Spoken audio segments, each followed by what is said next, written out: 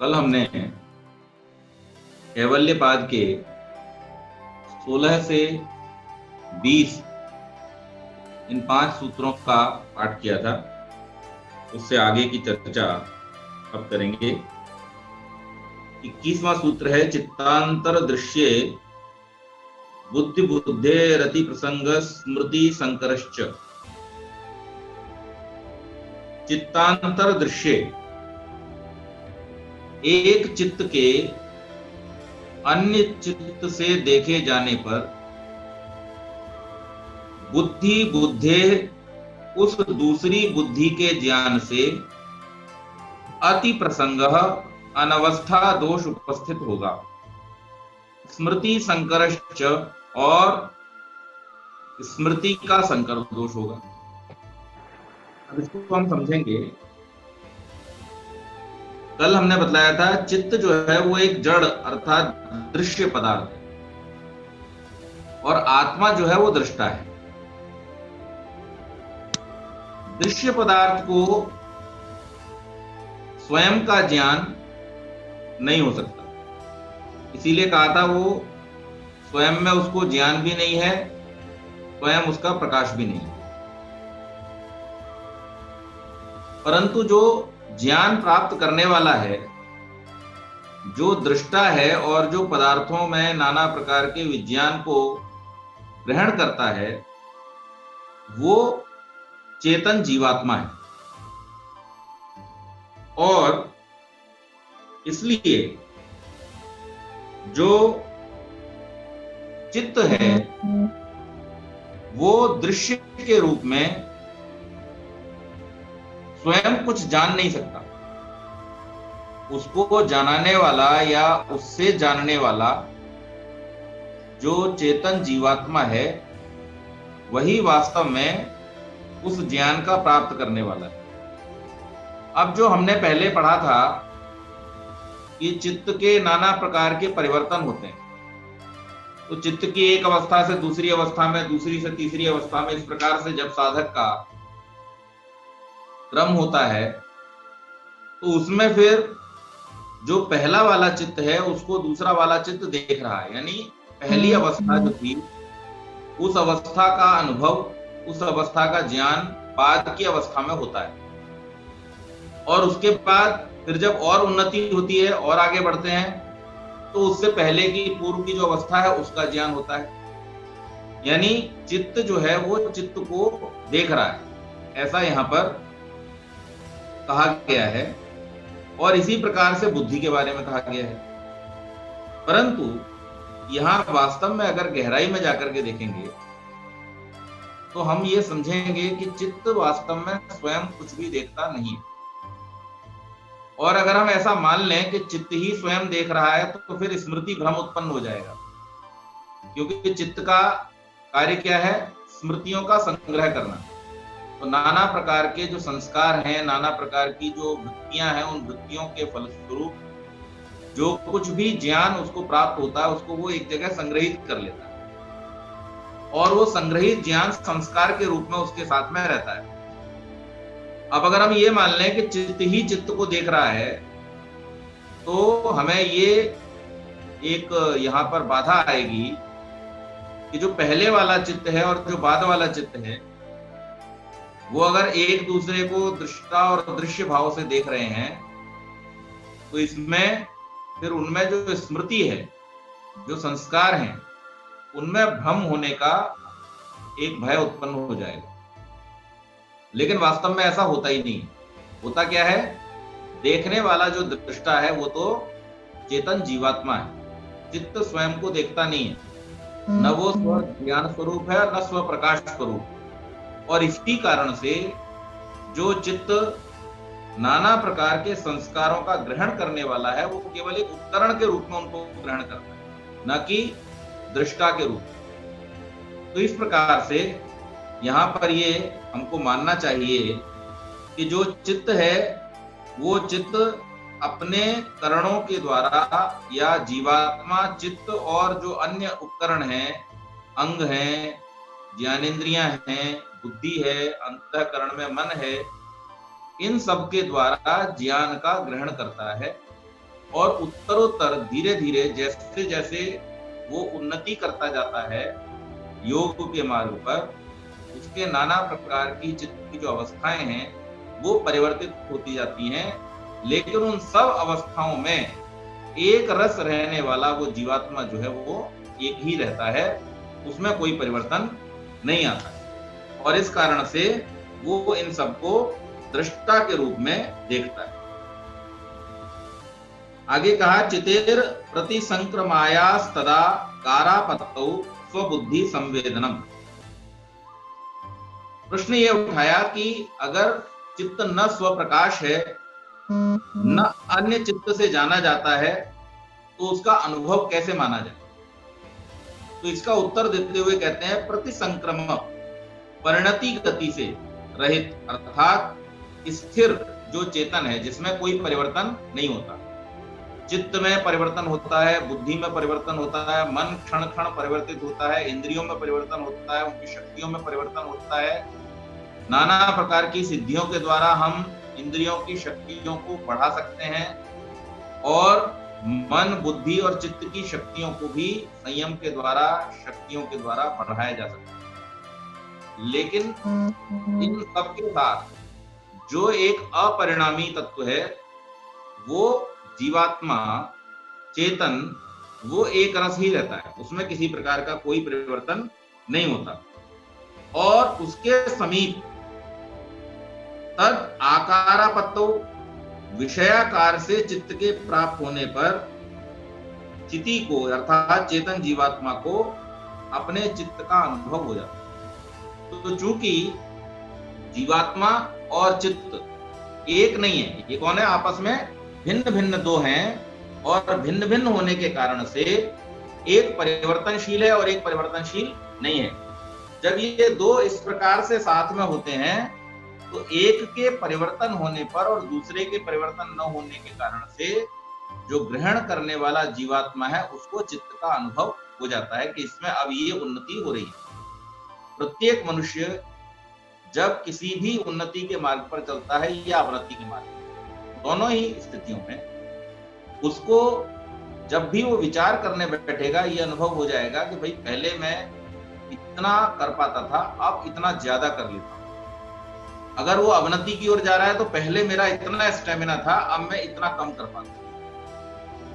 शारीरिक श्रम के विषय में हो, मानसिक श्रम के विषय में हो, कंसंट्रेशन, मेडिटेशन के विषय में हो, जिस भी चीज में उसका अभ्यास है, यदि उस अभ्यास में, यदि उसके क्रम में किसी भी प्रकार का परिवर्तन होगा, तो उसको इस बात का एहसास हो जाएगा। लेकिन ये एहसास करने वाला चित्त नहीं है। कौन है एहसास करने वाला? उसका जीवात्मा है। वो स्वयं इस बात का अनुभव करता है कि मेरे चित्त में, मेरे मन में, मेरी बुद्धि में, मेरी इंद्रियों में, मेरी बुद्धि में जो पहले शक्ति थी उससे अब ज्यादा या कम हो गई। तो यहाँ पर इस प्रकार से इसको एहसास हो जाता है। ये चेतन आत्मा अपरिणामी है, उसमें प्रति संक्रमण अर्थात परिणाम कभी नहीं होता, यानी कोई किसी प्रकार का परिवर्तन नहीं होता। इंद्रिय प्रणाली से जब विषय चित्त में प्रतिबिंबित होता है तो चित्त का विषयाकार परिणाम हो जाता है। ऐसा चित्त जब चेतन आत्मा के संपर्क में आता है, तब आत्मा उसको विषयाकार चित्त का बोध कर लेता है।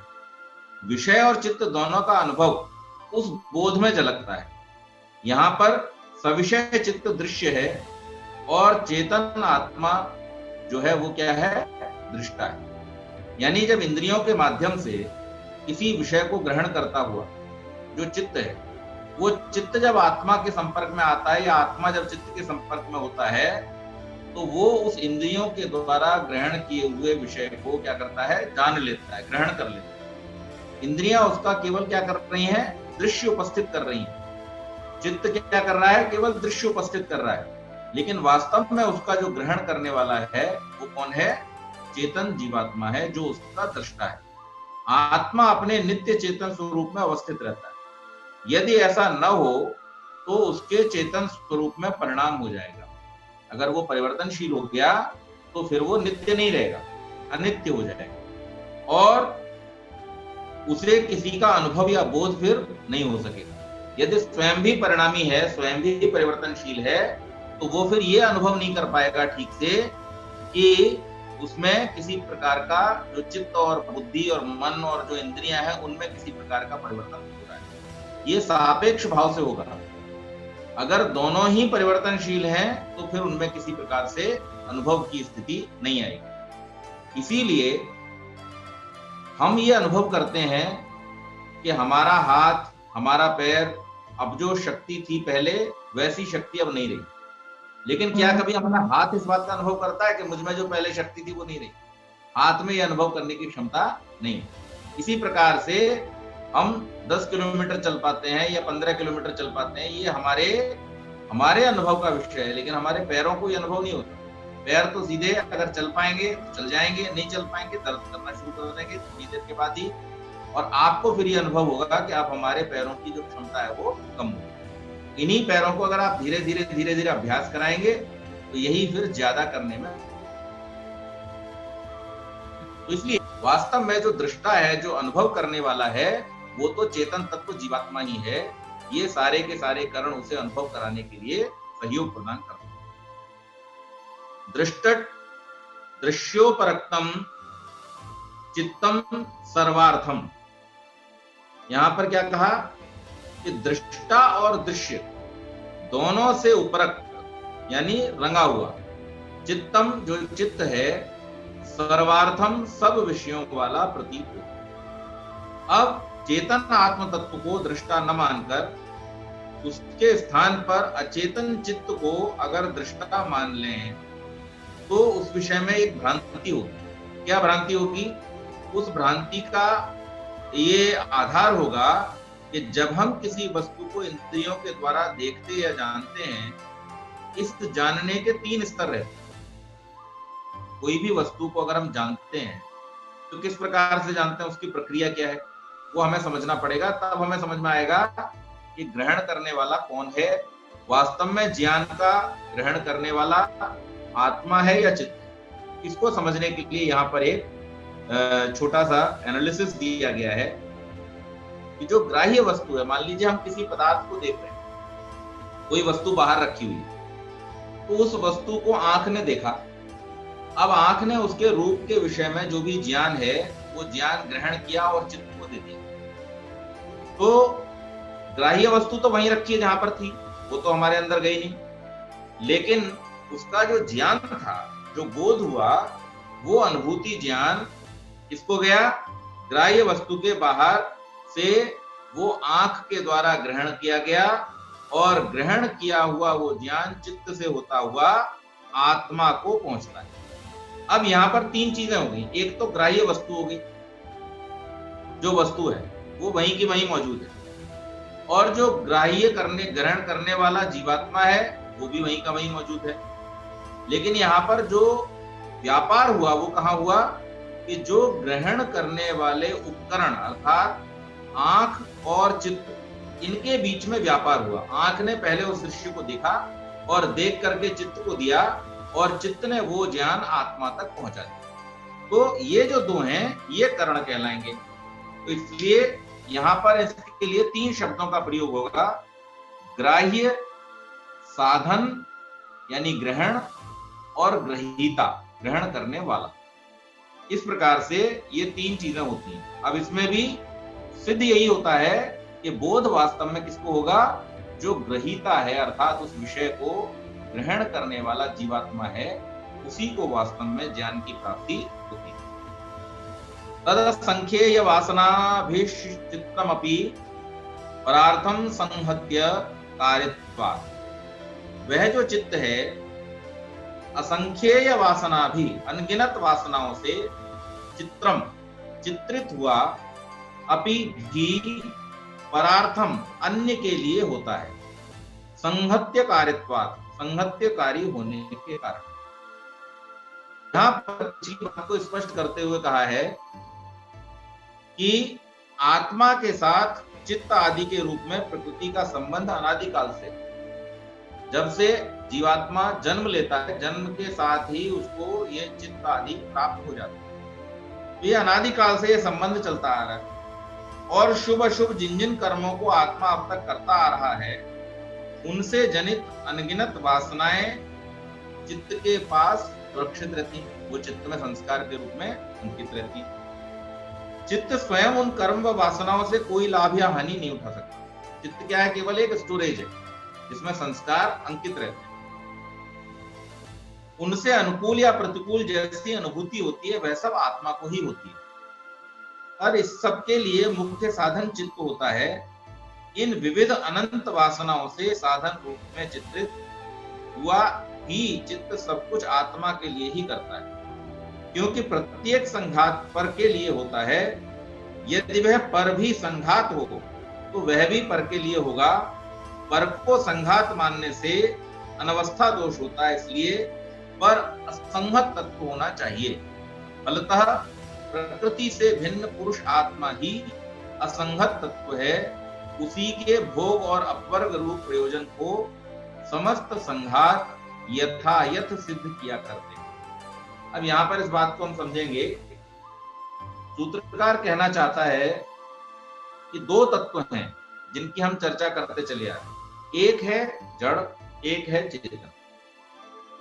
जो चित्त है, बुद्धि है, मन है और इंद्रियां हैं और पंचभूतों से बना हुआ जो हमारा शरीर, ये सब का सब प्रकृति का हिस्सा है। और इन सब का जो चलाने वाला, इनको ले चलने वाला जो है, वो जीवात्मा चेतन तत्व दूसरा तत्व है। अब इसमें जो भी संघात हो रहा है, संघात का मतलब क्या होता है? संघात का मतलब होता है कि दो परस्पर तत्वों का मिलना और मिलकर के उनके द्वारा किसी तीसरी चीज का निर्माण करना। जैसे सतोगुण, रजोगुण और तमोगुण मिलकर के प्रकृति में, प्रकृति के जो ये तीन तत्व हैं मूल, ये आपस में मिलकर के भिन्न भिन्न संघातों के द्वारा इस पूरी सृष्टि का निर्माण करते हैं। उसके अलावा और कुछ नहीं है। ये जितना कुछ भी हमें दिखाई दे रहा है, इसके मूल में वास्तव में ये तीन तत्व ही हैं, सतोगुण, रजोगुण और तमोगुण। और ये सतोगुण, रजोगुण, तमोगुण ही मिलकर के नाना प्रकार के मिक्सचर्स बना करके अलग अलग, किसी की कभी तमोगुण की मात्रा ज्यादा होती है, किसी में सतोगुण की मात्रा, किसी में रजोगुण की ज्यादा मात्रा होती है। और इन्हीं प्रकार भिन्न भिन्न प्रकार के संघातों के द्वारा ये इस पूरी सृष्टि का निर्माण ये तीनों तत्व, तीनों गुण करते हैं, प्रकृति तत्व करता है। ये इसका उपादान कारण है।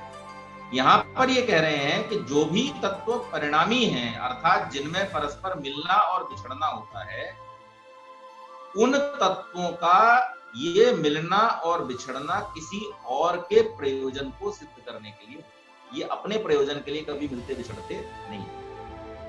इस सूत्र में प्रकारांतर से अर्थापत्ति को अगर हम करेंगे तो एक बात कही जा रही है, बहुत गंभीर बात कही जा रही है, जिसका हम पहले भी जिक्र कर चुके हैं, चर्चा कर चुके हैं, जिसके बारे में कि इस सारी की सारी सृष्टि के निर्माण का जो प्रयोजन है वो जीवात्मा के भोग और अपवर्ग की सिद्धि के लिए, अर्थात ये सृष्टि का जो निर्माण है वो परमात्मा केवल मात्र जीवात्माओं के भोग और अपवर्ग के लिए करता है। जो भोग योनियां हैं वो अपने पिछले किए हुए कर्मों को नाना प्रकार के शरीरों में भोगती हैं, और जो उभय योनि अर्थात जो मनुष्य योनि है, जिसमें भोग और कर्म दोनों की सुविधा होती है, वो अपने कर्मों के द्वारा अपवर्ग के लिए मार्ग प्रशस्त करता है, अर्थात अपने मोक्ष का मार्ग प्रशस्त करता है, यहाँ पर आकर के उसकी तैयारी करता है। यदि जड़ चित्त को दृष्टा मान लिया जाए तो चित्त को चेतन के समान होने के लिए अतिरिक्त चेतन को स्वीकार कर उसके संपर्क से चेतन के समान हुए चित्त को दृष्टा कहता है, तो साक्षात चेतन को ही दृष्टा क्यों न। अब मान लीजिए यहाँ पर हम यूं कहें कि जो चित्त है वही चित्त पिछले चित्त को देख रहा था, जैसा कि पिछले सूत्र में शंका व्यक्त की गई थी कि चित्त ही चित्त को देखता है, बुद्धि बुद्धि को देखती है। अगर आप ऐसा मानेंगे तो देखने वाला होने से उसको आपको चेतन स्वीकार करना पड़ेगा, और जब उस चित्त की अवस्था आ जाएगी, स्थिति बन जाएगी, तो उस स्थिति में फिर उसको देखने वाला दूसरा दृष्टा आपको स्वीकार करना पड़ेगा। यानी फिर ये क्रम कहीं पर भी रुकेगा नहीं, और इस क्रम के न रुकने से आप कभी भी इसकी स्थिति को ठीक नहीं कर पाएंगे, इसके कैवल्य को स्थापित नहीं कर पाएंगे। तो यहाँ पर यही बात सिद्ध होती है कि जो देखने वाला दृष्टा है वो तो चेतन जीवात्मा अपरिणामी है, उसमें किसी प्रकार का कोई परिवर्तन नहीं होता। हाँ, नाना प्रकार की सिद्धियों, अभ्यास और शक्तियों के बढ़ने से चित्त की अवस्था में, इंद्रियों की अवस्था में, मन की अवस्था में नाना प्रकार के परिवर्तन होते हैं। और इनका ये जो परिवर्तन है वो किसके लिए है? वो जीवात्मा के प्रयोजन को सिद्ध करने के लिए, अर्थात जो उसका मोक्ष का प्रयोजन है, कैवल्य का प्रयोजन है, अपवर्ग की सिद्धि का जो प्रयोजन है, उसको सिद्ध करने मात्र के लिए ही इनमें ये नाना प्रकार के परिवर्तन होते हैं। अगर मान लीजिए जीवात्मा सीधे सीधे ये प्राप्त कर सकता होता तो इतना सब झंझट करने की जरूरत क्या थी? ये सारे के सारे पदार्थों को, ये शरीर क्या है? पंच महाभूतों से बना हुआ है, और इसी प्रकार से जो इंद्रियां हैं उन इंद्रियों का भी सूक्ष्म स्वरूप पंच महाभूतों और प्रकृति तत्वों से बना हुआ है। इसी प्रकार से चित्त भी, इसी प्रकार से मन भी और बुद्धि भी। तो ये सारे के सारे तत्व तो प्रकृति के हैं, और उद्देश्य किसका सिद्ध करना है? जीवात्मा का सिद्ध करना है। तो जीवात्मा का उद्देश्य अगर स्वयं से ही सिद्ध हो जाता तो फिर सृष्टि के निर्माण की आवश्यकता ही नहीं होती थी। तो इसलिए यहाँ पर यह सिद्ध होता है कि सृष्टि का जो निर्माण है वो किसके लिए? महर्षि दयानंद सरस्वती भी इस बात का उत्तर देते हुए कहते हैं, परमात्मा ने सृष्टि की रचना क्यों की? जीवात्माओं के कर्म फल भोग के लिए और मोक्ष का साधन करने के लिए। यही ऋषि कह रहे हैं, पतंजलि ऋषि भी यही कहते हैं योग दर्शन में, कि जीवात्माओं के भोग और अपवर्ग की सिद्धि के लिए ये नाना प्रकार की सृष्टि परमात्मा के द्वारा की गई है। इसका जो प्रयोजन है वो वास्तव में उसकी सिद्धि कराना है। तद संख्येय वासनाभिश्चित्रमपि परार्थम संहत्य करित्वात्। तो इस सूत्र में ये रजस, तमस और जो सत्व, तीन गुणों का संघात है। ये गुण इकट्ठे होकर एक दूसरे में गुथकर जो रूप धारण करते हैं वह अन्य के प्रयोजन को सिद्ध करने के लिए, अर्थात जीवात्मा के प्रयोजन को सिद्ध करने के लिए होता है। अन्य समस्त करणों के साथ चित्त भी संघात है। सत्वादि गुण संहत होकर चित्त के रूप में अभिव्यक्त हुए अन्य के प्रयोजन को सिद्ध करते हैं। वह अन्य कौन है? वह अन्य ही जीवात्मा अर्थात चेतन तत्व है। आत्मा के साथ चित्त आदि के रूप में प्रकृति का संबंध अनादिकाल से है, और ये इसी प्रकार से नाना प्रकार के भोगों को करता हुआ चला रहा है। और जो त्रिगुणात्मक है वो सब क्या है? संघात है। साम्य अवस्था में प्रकृति को समझना चाहिए, पूर्ण सांख्य दृष्टि नहीं। यह सांख्य है कि प्रकृति किसी का परिणाम नहीं, पर इसलिए उसे असंहत कहना और पुरुष के समकक्ष समझना युक्त नहीं है। किसी का परिणाम न होने में दोनों समान होने पर भी कोई परिणाम नहीं होता, पर प्रकृति का समस्त विश्व परिणाम है। इस प्रकार पुरुष अत्रिगुण अपरिणामी है, जबकि प्रकृति त्रिगुण और परिणामी है। अब यहाँ पर एक शंका और उपस्थित होती है, जैसा कि हम लोग कहते, सुनते और जानते हैं कि तीन अनादि तत्व हैं, ईश्वर, जीव और प्रकृति। और प्रकृति जब अपने मूल स्वरूप में होती है तब वो सतोगुण, रजोगुण और तमोगुण, इन तीन गुणों की साम्यावस्था में होती है। लेकिन साम्यावस्था में होने के बाद भी प्रकृति का जो सूक्ष्म स्वरूप है वो भी जीवात्मा से भिन्न ही रहेगा। क्यों भिन्न रहेगा? क्योंकि वो त्रिगुणात्मक है, परिणामी है। उन त्रिगुणों में जब भी कोई संघात होगा तो उसमें नाना प्रकार के सृष्टियों की उत्पत्ति होगी। लेकिन जीवात्मा जो है उसमें इस प्रकार की कोई संभावना नहीं रहती है, तो इसलिए वो संहत ही है, और जो जीवात्मा है वो असंहत है। विशेष दर्शन आत्मभाव भावना विनिवृत्ति।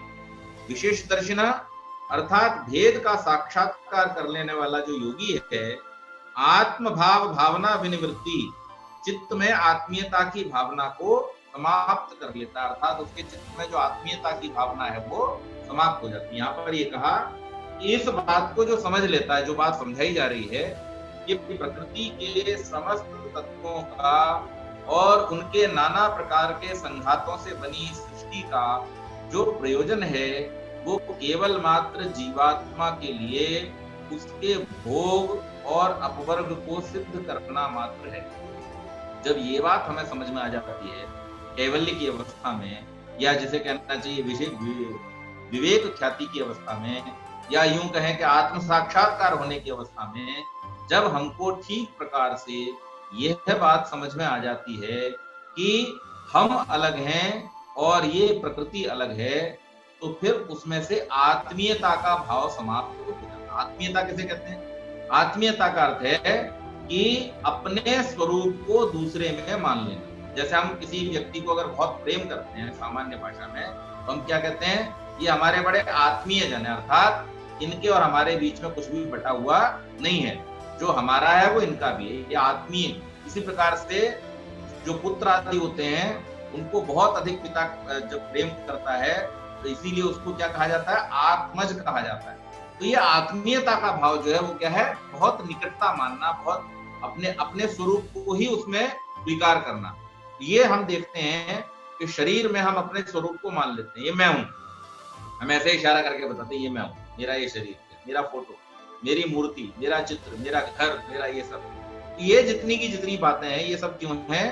क्योंकि अविद्या के कारण से हमें अस्मिता, राग और द्वेष आदि क्लेश उत्पन्न होते हैं, और इसीलिए हम इन अविद्या के कारण उत्पन्न हुए अस्मिता, राग, द्वेष और अभिनिवेश क्लेशों के कारण से पहले तो अपने आप को ये शरीर मान लेते हैं। दूसरा, फिर इस शरीर को अपना स्वरूप मान लेने के कारण से हम इससे जुड़े हुए जितने भी पदार्थ हैं, इसको सुख को बढ़ाने वाले, उन पदार्थों से राग करने लगते हैं, और इस शरीर को जिन चीजों से कष्ट होता है उनसे हम द्वेष करने लगते हैं, और फिर इस शरीर के छूट जाने के भय को हम अभिनिवेश के रूप में अपने आप में मृत्यु का हम भय पाल लेते हैं। तो ये सारा का सारा क्यों होता है? क्योंकि जब ख्याति प्राप्त नहीं होती, विवेक ख्याति जब तक प्राप्त नहीं होती है, तब तक जीवात्मा यही आत्मीयता का भाव पाले रहता है। लेकिन जब साधक इस बात को ठीक ठीक समझ लेता है कि इसका तो उपयोग केवल और केवल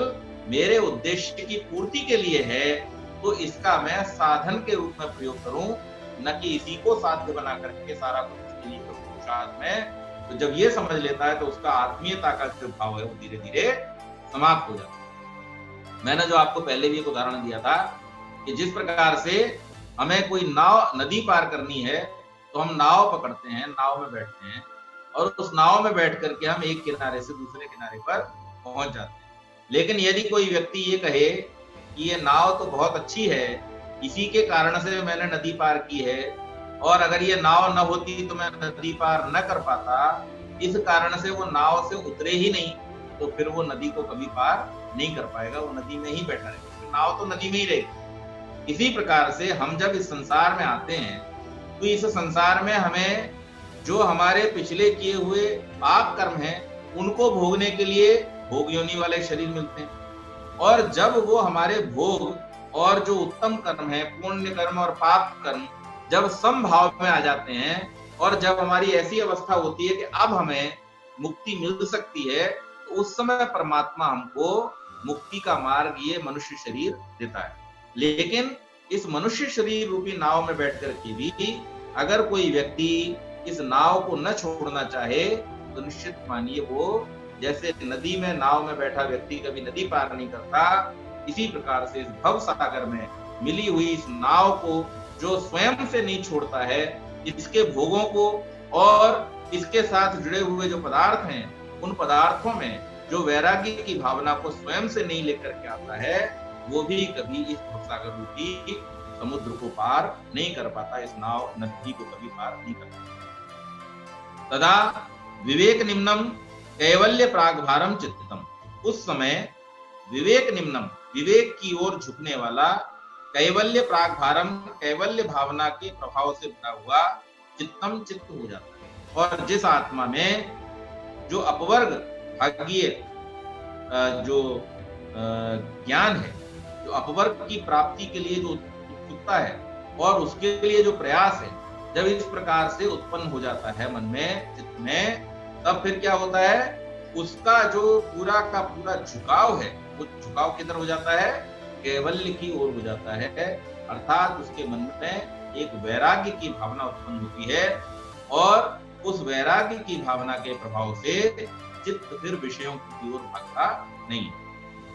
विवेक ज्ञान होने से पहले जो हमारा चित्त नाना प्रकार के विषयों की तरफ भागता है, जब एक बार विवेक ज्ञान प्राप्त हो जाता है तो अब उससे विपरीत दिशा में चलने लगता है और आत्मा केवल प्रकृति विनिमुक्त अर्थात प्रकृति से असंसक्त शुद्ध रूप से साक्षात होकर के उसी भावना के प्रवाह से वो जो चित्त है वो आपूरित रहता है। यानी प्रकृति से जो किसी प्रकार का संबंध जब नहीं रहता है, जब वो उसके पास उसके साथ में अपना जो जुड़ाव केवल मात्र अपने कार्य को निकालने के लिए, अपने कार्य की सिद्धि के लिए है, जब वो इस बात को ठीक प्रकार से समझ जाता है तो फिर उसका प्रकृति के तत्वों की ओर किसी प्रकार का झुकाव नहीं होता है। अज्ञान मूलक प्रवृत्तियों से हटकर विवेक से अभिव्यक्त ज्ञान के मार्ग में वो चित्त फिर अवस्थित हो जाता है। तो इस प्रकार से ये चित्त की जो अवस्थाओं का उदारीकरण होता है, जिस प्रकार से वो धीरे धीरे ऊपर उन्नति की ओर आगे बढ़ती हैं, उसका यहाँ पर वर्णन किया जा रहा है। तच्छिद्रेषु प्रत्यांतराणि संस्कारेभ्य, तच्छिद्रेषु अर्थात विवेकी चित्त के छिद्रों यानी अंतराल के जो अवसर हैं उनमें प्रत्यांतराणि विवेक ज्ञान प्रवाह से भिन्न ज्ञान होते रहते हैं, संस्कारेभ्य संस्कारों के कारण। योगी के चित्त का विवेक का प्रभाव जो है जब तक चलता रहता है उस बीच में कोई व्युत्थान संस्कार उभार में नहीं आते। यह दशा पूर्ण योगी की पूर्ण समाधि की है। ऐसे योगी के समाधि काल में व्युत्थान के कोई संस्कार नहीं उभरते। ऐसे योगी का जीवन प्रारब्ध कर्मों को भोगने के लिए चालू रहता है। तब जीवन संबंधी आहार और दैहिक कार्यों को पूरा करने के लिए समाधि दशा से उठकर व्युत्थान दशा में आना होता है। यह क्रम योगी का उस समय तक चलता रहता है जब तक प्रारब्ध कर्म भोगे जाकर समाप्त नहीं हो जाते। ये ही अवसर व्युत्थान के बीच बीच में आते रहते हैं। ऐसे अंतराल काल को सूत्र में छिद्र पद से कहा गया है। इन्हीं अवसरों में व्युत्थान की वृत्तियां, यह मैं हूं, यह मेरा है, मैं जानता हूं, मैं नहीं जानता हूं, ये नाना प्रकार की जो वृत्तियां हैं ये उभरती रहती हैं। और इन वृत्तियों के संस्कार चूंकि साधक विवेक ख्याति अवस्था में है इसलिए वो परिणत नहीं होते, क्योंकि ये वृत्तियां केवल प्रारब्ध कर्मों को भोगने के लिए सक्रिय होती हैं। उस कर्म का फल भोगे जाने पर न वह प्रारब्ध कर्म रहता है और न उससे संबद्ध वृत्तियां और न ही उनके संस्कार। यानी पूर्ण योगी के आत्मा में उन्हीं कर्मों के संस्कार संभावित रहते हैं जो प्रारब्ध कर्मों के भोगने में सहयोगी नहीं होते। ऐसा योगी अशुभ व अवांछनीय कर्म कर ही नहीं सकता। जो स्वतंत्र शुभ कर्म किए हैं उनके संस्कार आत्मा में रह जाएं, ऐसा संभव है। ये संस्कार प्रारब्ध कर्म भोगे जाने पर देहपात के अनंतर उस आत्मा से मुक्त होने में बाधक नहीं होते। मुक्ति में वे ही कर्म बाधक होते हैं जो अज्ञान दशा में अर्थात पूर्ण विवेक ज्ञान प्राप्त होने से पूर्व किए गए थे। उनमें से संचित कर्म योगाग्नि से दग्ध हो जाते हैं तथा प्रारब्ध कर्म भोगे जाकर समाप्त कर दिए जाते हैं। अब पूर्ण योगी के संचित व प्रारब्ध कर्म ऐसे कोई नहीं रहते जो चालू देहपात के अनंतर उस आत्मा को देह बंधन में डालने के लिए समर्थ। जो क्रियमाण स्वतंत्र शुभ कर्म पूर्ण ज्ञान की दशा में आत्मा द्वारा हुए हैं उनके शुभ संस्कार आत्म साक्षात्कार की प्रतियोगिता में इतने दुर्बल होते हैं कि वे उस पूर्ण ज्ञानी आत्मा को मोक्ष प्राप्त करने में बाधा नहीं डाल पाते। फलतः उस समय शांत होकर आत्मा में ही निहित हो जाते हैं। मोक्ष काल पूरा होने पर वो सक्रिय होते हैं। उन्हीं से प्रेरित आत्मा मोक्ष काल के अंतर शुभ योनियों में जन्म लेकर अथवा सर्गादि काल में अमैथुनी सृष्टि के अवसर पर संसार में आता है। यह चक्र अनिश आवर्तमान अनादि और अनंत। ये देखिए बहुत ही सुंदर बात यहाँ पर बतलाई गई है कि जिस चित्त की हम चर्चा कर रहे थे उस चित्त में जब विवेक ख्याति की अवस्था में जो संचित कर्मों के संस्कार थे उनको तो क्या किया योगी ने अपने साधना के द्वारा योग आदि के द्वारा उनको तो दग्ध बीज कर दिया। और जो प्रारब्ध के रूप में इस समय उपस्थित हैं, वर्तमान में जो उपस्थित हैं और जिनका फल वो भोग रहा है, तो उस फल को वो इस प्रकार से भोगता है कि उसमें किसी प्रकार का भ्रम उसको उत्पन्न नहीं होता। यानी जैसे हमने बतलाया था कि इस समय हम जो कर्म कर रहे हैं, इस समय जो हम फल भोग रहे हैं, उन फलों को भोगने के कारण से भी हम नाना प्रकार के उनके व्यवहार के आधार पर कर्म कर बैठते हैं। यानी अगर हम विपत्ति की अवस्था में आते हैं, यानी हमारे पास में अगर मान लीजिए संपत्ति नहीं है और कुछ कम है, तो उसके कारण से नाना प्रकार की बेईमानी आदि कर्म लोग कर बैठते हैं, चोरी आदि कर्म कर बैठते हैं। लेकिन जो वास्तव में ज्ञानी है, जिसको विद्वत्ता प्राप्त है, जिसके पास में विद्या है और जो संसार की वास्तविकता को ठीक ठीक समझता है, वो महान विपत्तियों के आने पर भी किसी प्रकार का भी दुष्कर्म नहीं करता, उसमें किसी प्रकार से नहीं फंसता है। तो इसलिए होता क्या है कि प्रारब्ध को भोगे जाते हुए भी किसी प्रकार के भी अशुभ कर्म न होने से जो उसका क्रियमाण है वो सदैव पवित्र रहता है। और क्रियमाण के पवित्र रहने के कारण से जो प्रारब्ध उसने भोग लिया है, उसके बाद ये किए हुए जो क्रियमाण वाले कर्म है, क्रियमाण में वो क्या कर्म करता है कि केवल मात्र उसका जो साधना का क्रम है उसमें उसका जीवन चलता रहे, देह की रक्षा मात्र के लिए वो जो काम करता है, वो कर्म कभी भी उसके मोक्ष की सिद्धि में बाधा डालने वाले नहीं होते। तो इस प्रकार से ये जो तीनों कर्म है, संचित, प्रारब्ध और क्रियमाण, इन तीनों का पूरी तरीके से नियमन करता हुआ ये जो योगी है, जो साधक है, ये अपने लक्ष्य को अर्थात मुक्ति को प्राप्त कर लेता है। और अगर कुछ थोड़े बहुत शुभ कर्मों के फल मिलने रह भी गए होते हैं, तो फिर किस रूप में मिलते हैं कि जब मुक्ति के काल के बाद में पुनः जन्म लेने के लिए जीवात्मा आता है, तो वो सारे के सारे कर्म जो इसने अभी क्या किए थे, शुभ कर्मों के रूप में वो आगे के लिए रोक दिए थे, उन रोके हुए कर्मों का फल उस समय में इसको मिलता है। तो वो जो थोड़े बहुत शुभ कर्म है जो इस समय क्रियमाण के रूप में किए गए हैं, वो तब जाकर के फलीभूत होते हैं, लेकिन कभी भी इसके मुक्ति के मार्ग में ये बाधा डाल पाते। आनमेषाम क्लेशवदुक्तम, आन माने नाश, येषाम इन संस्कारों का, क्लेशवत क्लेशों के समान, उत्तम समझा जाना चाहिए। यानी कि जिस प्रकार से विद्या के प्राप्त हो जाने पर सारे क्लेश दूर हो जाते हैं। विद्या के प्राप्त होने पे क्या होता है, राग, द्वेष और अभिनिवेश और अस्मिता, ये जो चार क्लेश थे अविद्या जनित, ये चारों के चारों क्लेश अविद्या के साथ ही समाप्त हो जाते हैं। इसी प्रकार से ये जो संस्कार हैं, ये संस्कार भी इसी प्रकार से समाप्त हो जाते हैं। जो उपाय अविद्या आदि क्लेशों को निवृत्त करने और नाश करने के लिए किया गया था, वही उपाय इन व्युत्थान संस्कारों के नाश करने के लिए भी किया जाता है। और इस प्रकार से ये जो कर्म है वो फिर साधक की मुक्ति के मार्ग में किसी प्रकार की भी बाधा उत्पन्न नहीं करने वाला। आज की इस चर्चा को हम यही समाप्त करेंगे। धन्यवाद।